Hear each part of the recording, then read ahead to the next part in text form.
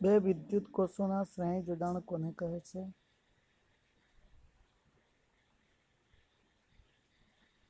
E1 અને E2 EMFના શ્રેણી જોડાણ માટે સમતુલ્ય EMFનું સૂત્ર મેળવો. જો બે કોષોના એક છેડાને એકબીજા સાથે જોડેલા હોય, બંને કોષોના બીજા છેડાઓ મુક્ત રાખેલા હોય, તો તેવા જોડાણને કોષોનું શ્રેણી જોડાણ કહે છે. આકૃતિમાં જોઈ શકાય છે એ બી એની વચ્ચે એક બેટરી E1 છે અને બી અને સીની વચ્ચે EMF E2 વાળી બેટરી છે, જેનો R2 આંતરિક અવરોધ છે. એના પરથી R ઇક્વિવેલન્ટ એટલે કે બંનેનું R = R1 + R2 કરીએ એટલું EMF વાળું ઇક્વિવેલન્ટ બેટરી મળે છે. એ સંદર્ભ ખાતર છે. આટલું આ બેનો મિશ્રણ થાય છે અને = આ બને છે. આકૃતિ એ અને બી વચ્ચે E1 EMF અને R1 આંતરિક અવરોધવાળો કોષ તથા બી અને સી વચ્ચે E2 EMF વાળી બેટરી અને આંતરિક અવરોધ R2 છે, જે કોષોનું શ્રેણી જોડાણ દર્શાવે છે. એ અને સી વચ્ચેના જોડાણનું સમતુલ્ય ઇક્વિવેલન્ટ EMF અને R અને R2 વચ્ચેના જોડાણ વચ્ચેનો ઇક્વિવેલન્ટ રેઝિસ્ટન્સ દર્શાવેલા છે.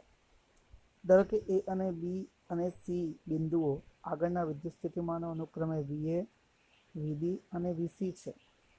તો VA - VB લઈએ તો E1 - IR1 અને VBC લઈએ તો VB - VC, તો VB - VC E2 - IR2 થાય.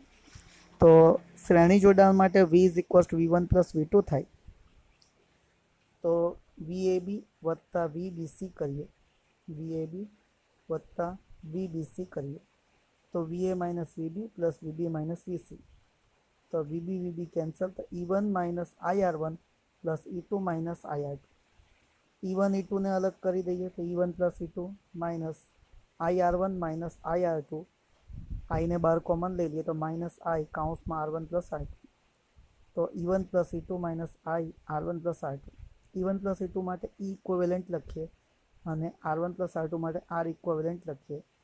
E ઇક્વિવેલન્ટ બરાબર E1 + E2 અને R ઇક્વિવેલન્ટ માટે R1 + R2. અને જો બે કોષોના ઋણ ધ્રુવો જોડીને શ્રેણી જોડાણ કરેલ હોય તો VBC VB - VC બરાબર -E2 - IR2 થાય. એટલે E ઇક્વિવેલન્ટ E1 - E2, તો E1 = E2 મળે. જ્યારે દરેક કોષોમાંથી પ્રવાહ બહાર નીકળતો હોય ત્યારે હવે જ્યારે કોષોના સંયોજનોમાં જો બે કોષોના ઋણ ધ્રુવોમાંથી પ્રવાહ બહાર નીકળતો હોય તો સમતુલ્ય ઇક્વિવેલન્ટના સમીકરણથી કોષોનું ઋણ ચિહ્ન લેવાશે. જો n કોષોના શ્રેણી જોડાણને સમતુલ્ય EMF E ઇક્વિવેલન્ટ લેવામાં આવે તો બધાના EMFનો સરવાળો થાય, E1 + E2 * En સુધી. અને એ જ રીતે તેમના આંતરિક અવરોધોનો બી સરવાળો થાય, R ઇક્વિવેલન્ટ બરાબર R1 + R2 * Rn. આમ જ્યારે કોષોના શ્રેણી જોડાણ કરવામાં આવે છે ત્યારે તેના સમતુલ્ય EMFનો સીધો સરવાળો થાય છે. અને એ જ રીતે તેમના આંતરિક અવરોધ આપેલા હોય તો તેના આંતરિક અવરોધોનો બી સીધો સરવાળો થાય છે. કોષોનું સમાંતર જોડાણ. બે કોષોના સમાંતર જોડાણ માટે સમતુલ્ય EMFનું સૂત્ર મેળવો. આપેલા કોષના ધન ધ્રુવને એક બિંદુએ અને ઋણ ધ્રુવને બીજા બિંદુએ જોડવામાં આવે તો આવા જોડોને કોષોનું સમાંતર જોડાણ કહે છે. તમે આકૃતિમાં જોઈ શકો કે આકૃતિની અંદર એ બિંદુની સાથે EMF E1 વાળી બેટરીને કે જેનો આંતરિક અવરોધ R1 છે, તે જ રીતે E2 વિદ્યુત ચાલક બળવાળી બેટરી કે જેનો આંતરિક અવરોધ R2, તેને ધનધ્રુવને બંને બેટરીના ધનધ્રુવને કોઈ એક સામાન્ય બિંદુ A સાથે જોડેલ છે. તે જ રીતે આ બેટરીના બીજા ઋણ ધ્રુવને અન્ય સામાન્ય બિંદુ B સાથે જોડેલ છે. તો આમ અહીંયા B1 અને B2 બે સામાન્ય બિંદુઓ સાથે તેમના ધન અને ઋણને જોડીને જે બનાવવામાં આવે છે તે જોડાણને સમાંતર જોડાણ કહે છે. E1નો અને E2ના બંનેના પ્રવાહોના ફાંટા પડે છે, એટલે બંનેના વિદ્યુત પ્રવાહને આઈમાંથી I1 અને I2માં વિભાજન થાય. એટલે કિર્ચોફનો નિયમ બી છે, આ આગળ આપણે જોઈશું. તે પ્રમાણે I is equals to I1 plus I2 થાય છે. આમ બંનેનો સરવાળો થાય છે. અને આપણે આગળના પ્રકરણમાં જોઈ બી ગયા છે, વિદ્યુત પ્રવાહ સમાંતર જોડાણ માટે જુદો જુદો હોય છે, શ્રેણી જોડાણમાં એક જ સરખો રહે છે. હવે આપણે આના વિદ્યુત સ્થિતિમાન જોઈએ તો બંનેના વિદ્યુત સ્થિતિમાન સરખા રહેશે. ધારો કે B1 અને B2 આગળના વિદ્યુત સ્થિતિમાન VB1 અને VB2 બંને સમાન હોય તો VB1 બરાબર VB2 સમાન કહેવાય. એટલે VB1 માઇનસ VB2 કરીએ તો E1 માઇનસ I1 R1 થાય, અને VB1 માઇનસ VB2 બરાબર E2 માઇનસ IR2 બી થાય, કેમ કે બંને સરખા છે. એટલે બંનેના વિદ્યુત ચાલક બળનો એટલે કે terminal voltage E1 minus IR સરખો થાય. તો VB1 માઇનસ VB2 બરાબર V છે, તો V equal to E minus E1 minus I1 R1. તો I1 બરાબર E1 minus V upon R1. ખ્યાલ આવ્યો? આમાં આપણે શું કરેલું છે? અહીંયા ટર્મિનલ વોલ્ટેજ V બરાબર E1 માઇનસ IR1 છે. તો એને સૂત્ર કરતા કરીએ તો એના પરથી આપણે જોઈ શકાય કે I1 equal to V minus E1 minus V upon R1 બરાબર I1 થયું. Same it is for I2. તો I2 માટે બી E2 minus V upon R2 થાય. હવે અહીંયા I1 છે અને I2 છે. I1 અને I2ની બંનેની કિંમત અહીંયા મૂકીએ તો E1 minus V upon R1 plus E2 minus V upon R2. તો આ બંનેનો આપણે સરવાળો કરી શકીએ. તો જો આપણે બંનેનો સરવાળો કરીએ તો બંનેનો સરવાળો કરતા E1ના છેદમાં R1 માઇનસ Vના છેદમાં R1 બંનેને છેદ આપીએ છીએ આપણે, તો E1 upon R1 minus V upon R1, એ જ રીતે plus E2 upon R2 minus V2 upon R2. હવે આપણે શું કરીએ? આ બંને જે છે તેનો ગ્રુપ બનાવીએ.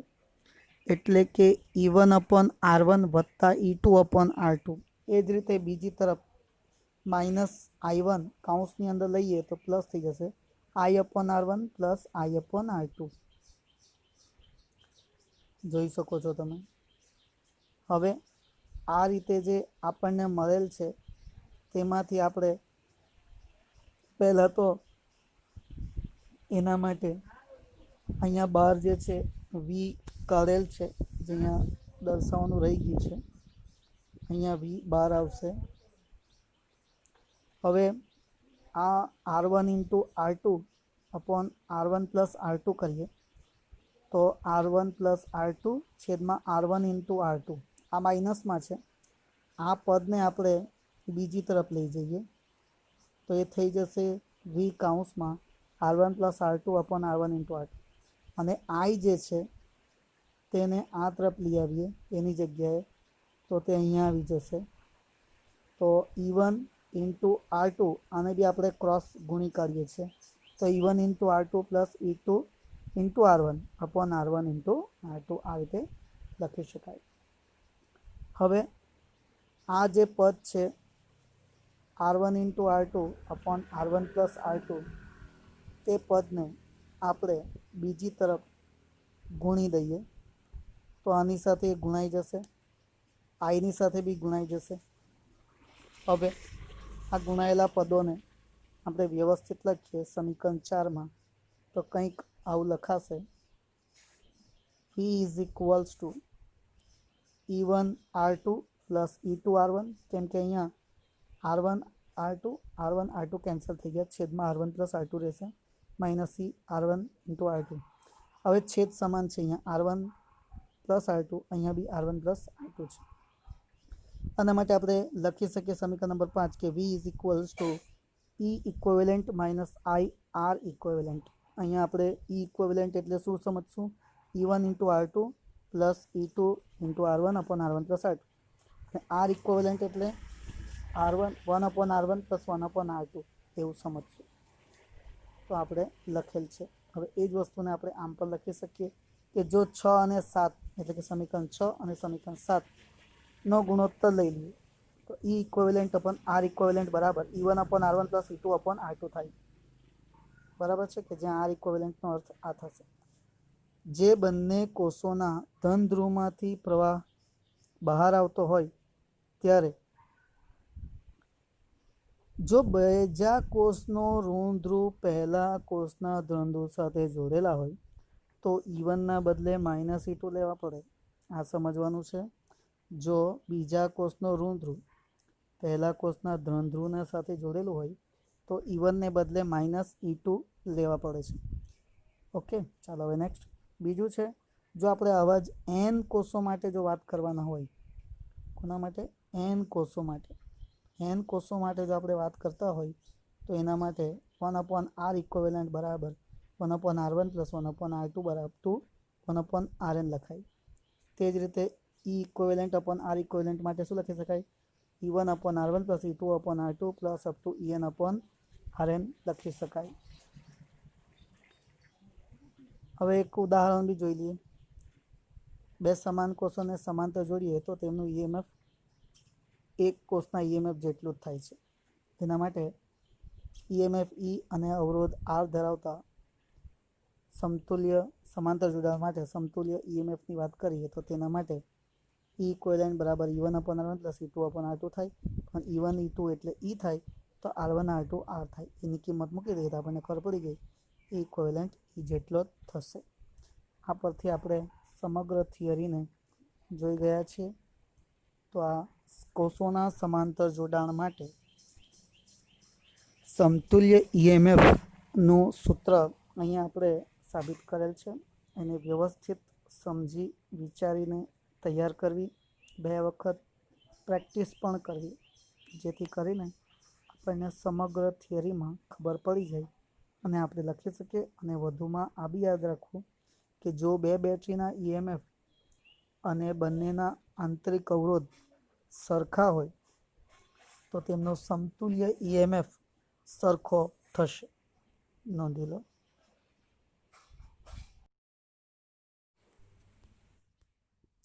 વિદ્યુત કોષોનું મિશ્ર જોડાણ સમજાવીને તેમના જોડાણના સમતુલ્ય EMF અને પ્રવાહના સૂત્ર મેળવો. મિત્રો, આ થિયરી સમજવા જેવી છે. આ થિયરીની અંદર આપણે જોયું છે કે કોષોને આપણે શ્રેણીમાં જોડેલ છે અને એ કોષોના શ્રેણી જોડાણના સંયોજન છે, એટલે કે પછી એને આપણે સમાંતર કરી દીધું છે. તો આવા જોડાણ માટે આપણે EMF શોધવાનું છે. તો કેટલાક કોષો શ્રેણીમાં જોડી એક હાર તૈયાર કરીને કોષોને શ્રેણીમાં જોડીએ. આ રીતે કોષોને આપણે શ્રેણીમાં જોડીએ છીએ અને પછી એ કોષોનો આખો જે શ્રેણી જોડાણ છે એને આપણે સમાંતરમાં જોડીએ છીએ. આ રીતે તૈયાર થાય એને આપણે કોષોના શ્રેણી જોડાણના સંયોજનો તરીકે ઓળખીએ છીએ અથવા મિશ્ર જોડાણ કહે છે. ધારો કે આકૃતિમાં દર્શાવ્યા મુજબ E1 E2 up to En EMF વાળા કે જેમના આંતરિક અવરોધો R1 R2 up to Rn છે તે n કોષોની બનેલી એક એવી m હારોને સમાંતર જોડી મિશ્ર જોડાણ કરવામાં આવેલું છે. તો આના માટે સમતુલ્ય EMF E is equals to E1 plus E2 up to En થાય. કેમ કે પેલા શ્રેણીમાં છે એટલે E1 વત્તા E2 વત્તા E3 થાય, એટલે એનું તો સિગ્મા EI જેટલું થશે. અને એમના આંતરિક અવરોધો બી એ જ રીતે R' બરાબર R1 plus R2 up to Rn થાય, એટલે એનું તો બહુ સિમ્પલમાં આપણે કરી શકીએ છીએ. અને અંતે આ બધી જે જોડાણો છે તે મિશ્ર જોડાણો છે, કે આ મિશ્ર જોડાણોનું જે આર ડેશ છે અને જે ઈ ડેશ છે તે બંનેને આપણે કઈ રીતે લખશું? તો આર ડેશને લખશું 1/r is equals to 1/r dash plus 1/r dash up to m વખત. તો 1/r equal to m/r dash. તો r equal to r dash upon m થાય. એટલે આપણે એના માટે લખી શકીએ આર ડેશ બરાબર સિગ્મા RI અપોન m. સમીકરણ નંબર 3. તો આનો પ્રવાહ આપણે કઈ રીતે શોધશું?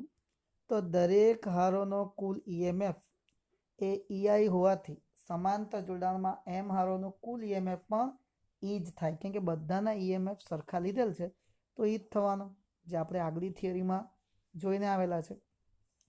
તો એનો પ્રવાહ કેટલો થશે? તો પ્રવાહ I બરાબર કુલ EMF ભાગ્યા કુલ અવરોધ.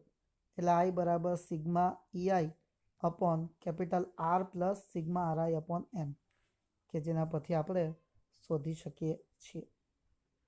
તો થિયરીને સમજ પડી ગઈ હોય તો નોંધી લઈએ વ્યવસ્થિત.